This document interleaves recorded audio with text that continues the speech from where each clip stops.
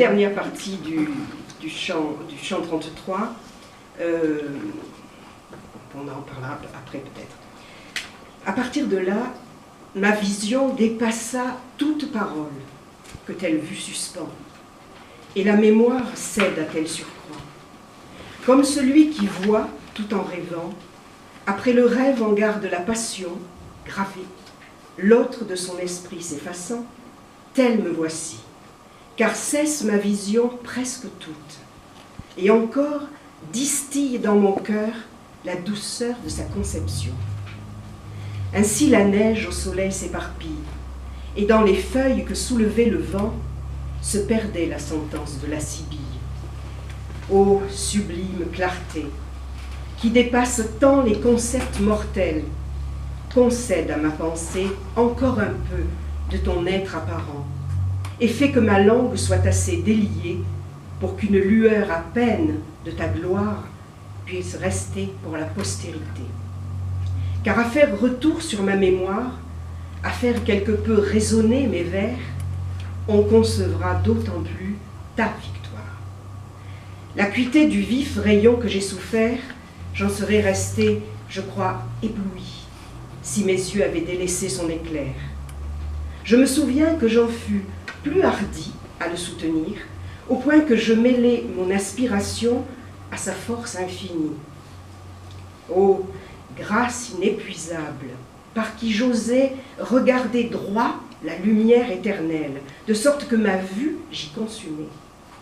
Dans sa profondeur, je vis que s'amoncelle, lié en un volume avec amour, ce qui dans l'univers se morcelle. Substance, accident, leur fil conducteur, presque fondus ensemble par tel moyen que ce que je dis n'en est qu'une lueur. La forme universelle de ce lien, je crois l'avoir vue, parce que disant ceci, je sens beaucoup plus fort la joie qui m'étreint. Un seul instant m'a mis en léthargie. Plus que de 25 siècles l'épopée où Neptune, l'ombre d'Argo, découvrit.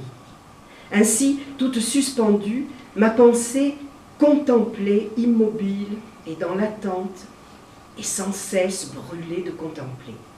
Cette lumière en nous est si prégnante qu'à s'en détourner pour un autre objet, il est impossible que l'on consente, puisque le bien, objet de volonté, est tout entier en elle, et que hors d'elle est déficient ce qui là est parfait.